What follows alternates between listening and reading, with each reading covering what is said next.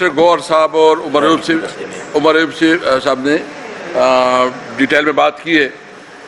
सबसे पहले ये मैं पूछना चाहता हूँ कि क्या इस मुल्क में ये मुल्क आइन के तहत चलना है, कानून के तहत चलना है, एक मिनट जी, या ये मुल्क जो है ना बनाना रिपब्लिक है, जंगल का कानून है। ये मुल्क अगर किसी के पास इख्तियार है तो आइन ने इसको इख्तियार दिया हुआ है, आइन ने उसको रिस्पॉन्सिबिलिटी दी हुई है। तो मैं पूछना चाहता हूँ कि ये जो आइन से मारवा, ये जो आर्डर दे रहे हैं और जो आर्डर दे रहे हैं वो किस कानून के तहत दे रहे हैं, और जो आर्डर ओबे कर रहे हैं वो किस कानून के तहत उस आर्डर को ओबे कर रहे हैं। इस मुल्क को उन्होंने बनाना रिपब्लिक तो बनाया, अभी इसको अनार्की की तरफ लेके जा रहे हैं।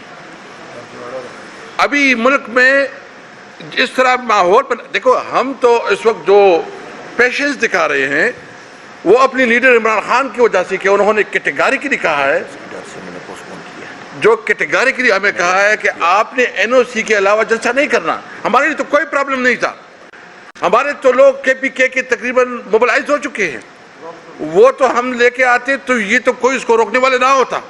हम सिर्फ अपनी लीडर की इंस्ट्रक्शन को फॉलो कर रहे हैं कि उन्होंने कहा कि आप जब जलसा करेंगे तो एनओसी, ताकि वो कोई ऐसी सिचुएशन ना पैदा हो। लोग निकल चुके हैं, लोग रास्तों में हैं। हमने सिर्फ और सिर्फ अपनी लीडर, देखो हम यकीन रखते हैं कानून और आइन पे, हम यकीन रखते हैं कि इस मुल्क को कानून और आइन के मुताबिक चलाओ।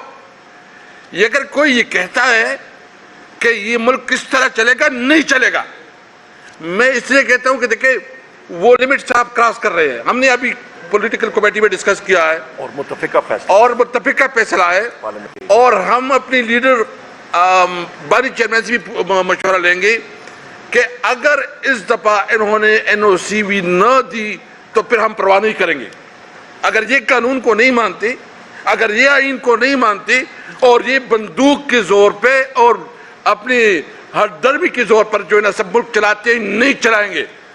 मैं ये कहता हूं, देखो हम इस मुल्क को कायदे का पाकिस्तान बनाना चाहते हैं। हम चाहते हैं कि मुल्क कानून और आइन के मुताबिक चले, तमाम इदारे अपने अपने पैरामीटर में काम करें, अदलिया आज़ाद हो, फौज जो है ना अपने पैरामीटर में काम करे, और पार्लियामेंट के अपना जो जुरिस्डिक्शन है उसमें काम करे। ये तब चलेगा, नंबर वन। नंबर टू बात ये है कि देखो उन्होंने IMF का बजट पास किया, ये बजट किसी तौर पर इस अवाम की नुमाइंदगी नहीं करती। ये जो टैक्सेस उन्होंने लगाए हैं ये किसी तौर पर मंजूर नहीं है।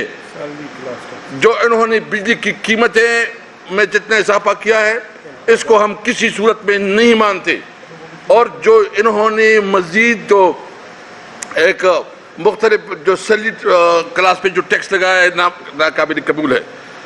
हम सिर्फ अपने अवाम से एक बिल्कुल आपके सामने रखते हैं, अपने वर्कर भी कहते हैं कि भाई हम डटे हुए हैं। आप जहन में रख के न डरे हैं न पीछे हटे हैं, हम लड़ेंगे कानून और आइन के बीच। हमारे लीडर हमें बताता है कि हमने कानून और आइन को सामने रखते हुए अपनी जद्दोजहद करनी है।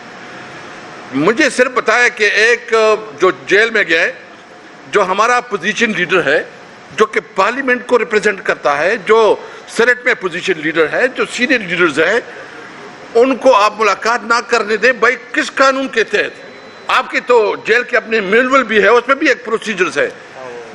मैं सिर्फ आज हमारे दीगर साथी भी कोई बात करना चाहते हैं, हमारे MNS भी हैं, मैं बिल्कुल ये बात क्लियर करना चाहता हूँ, भाई डरने मरने की बात नहीं है। हम किसी तौर पर किसी से डरे नहीं है, हम अपना आईनी और कानूनी जंग जारी रखेंगे। मैं सिर्फ पीपल पार्टी को कहना चाहता हूँ कि ये पीपल पार्टी जो ना आप डबल स्टैंडर्ड खत्म करे। एक तरफ तो आप जो है ना कहते हैं कि बजट पे एतराज भी करते हैं, अपने आप को अच्छा भी बनाते हैं, फिर बजट को वोट भी देते हैं। आप जो है ना एक तरफ कहते हैं कि ह्यूमन राइट्स की वायलेशन की बात करते हो, और इस वक्त तहरीक इंसाफ के साथ जो बुनियादी ह्यूमन राइट्स की वायलेशन हो रही है इस पे कोई वो बात नहीं करती। यानी जो हमारे सोशल वर्कर, जो हमारे सोशल मीडिया के वर्कर हैं, रिजवान जो हमारा मीडिया को डील करता है, ये जो हमारे अजहर मशवानी है, ये जो गिल साहब का भाई है, या जो भी है, ये किस कानून के तहत یہ سارے غیر قانونی ہے، اس کو نہیں مانتی، اس کے خلاف ہر پلیٹ فارم پہ آواز اٹھائیں گے۔ اعوذ باللہ من الشیطان الرجیم، بسم اللہ الرحمن الرحیم، اللہم صلی وسلم وبارک علی سیدنا محمد وعلی آل محمد۔ میں سینئر قیادت نے گفتگو کر لی ہے۔ آج پورا پاکستان تیار تھا اور اب بھی تیار ہے۔ خیبر پختونخوا میں تاریخی موبلائزیشن ہو چکی ہے، لوگ اٹک کی طرف رواں دواں ہیں۔ ساؤتھ پنجاب کا ہمارا صدر اون عباس بپی روڈ پہ بیٹھا ہے اور وہ یہ کہہ رہا ہے کہ مجھے ایسا لگ رہا ہے جیسے 8 فروری کا دن ہے، پورا ساؤتھ پنجاب نکل آیا ہے۔ الحمدللہ ہمارے ساتھ اس وقت ہمارے آزاد جموں کشمیر کے حقیقی وزیر اعظم، جن کو عمران خان نے بنایا تھا، نیازی صاحب، قیوم نیازی صاحب موجود ہیں۔ کشمیر تیار ہے۔ گلگت بلتستان کے سابق وزیر اعلیٰ جو کہ حقیقی وزیر اعلیٰ ہیں، خالد خورشید خان، انہوں نے کہا ہے کہ گلگت بلتستان بھی تیار ہے۔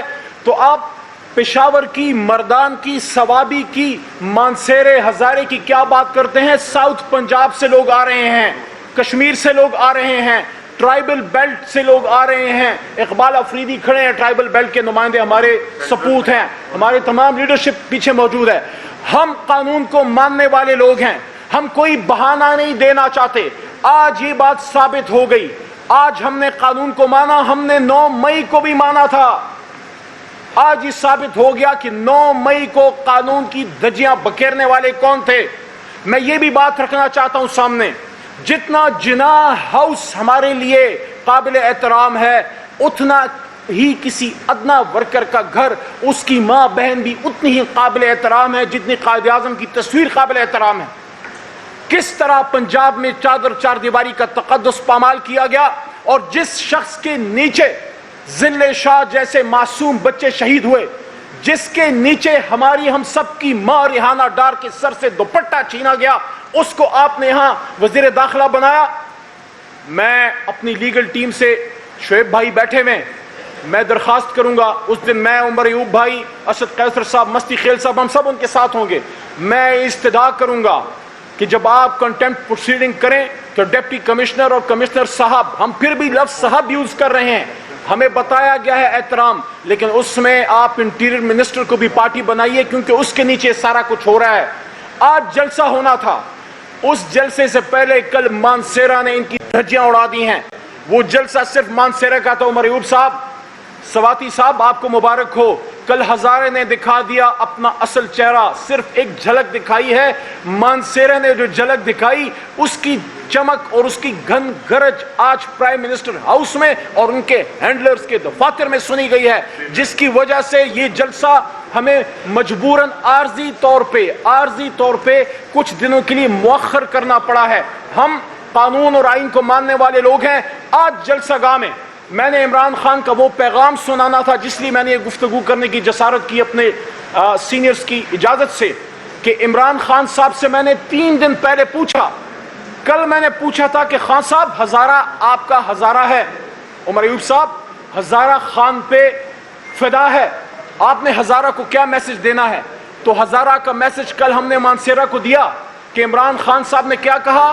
عمران خان صاحب نے یہ کہا کہ غلامی کی زندگی سے آزادی کی موت بہتر ہے، اور یہ بھی کل عمران خان نے کہا کہ پاکستانیوں کو کہہ دو، علی محمد اور ہمارے جو دوست تھے جو کھڑے تھے وہاں، وہ کلابی تھے، کہ آپ پاکستانیوں کو کہہ دو کہ ہم وقت کے یزید کے سامنے نہیں جھکیں گے۔ اور آج کے جلسے کے حوالے سے اسپیشل میسج تھا عمران خان کا۔ میں نے پوچھا، خان صاحب پاکستانیوں کو جلسہ گاہ میں اسلام آباد میں کیا کہوں، آپ کیا کہنا چاہتے ہیں؟ خان صاحب نے ایک لفظ ادا کیا، خان صاحب نے کہا پاکستانیوں کو کہہ دو آزادی۔ آج کا جلسہ آزادی کے نام پہ تھا، حقیقی آزادی۔ اور خان صاحب نے یہ بھی کہا تھا کہ سب کو کہو کہ میری موومنٹ رول آف لا کی ہے، طاقتور کو قانون کو کے نیچے لانے کی۔ اور کل ہم سب کے لیے بہت ایک افسردگی کا دن تھا جب قوم کے سب سے بڑے لیڈر نے یہ کہا کہ اگر آئین کے مطابق میری جماعت سے یہ جو زیادتیاں یہ لوگ کر رہے ہیں، آئین کے مطابق یہ میں ڈیل نہیں کرتے، ہمارے اسیران کی رہائی نہیں ہوتی، یہ ظلم بند نہیں ہوتا، ہمیں ہمارا مینڈیٹ واپس نہیں کیا جاتا، آئین کی حکمرانی کے لیے پھر میں بھوک ہڑتال پہ جاؤں گا۔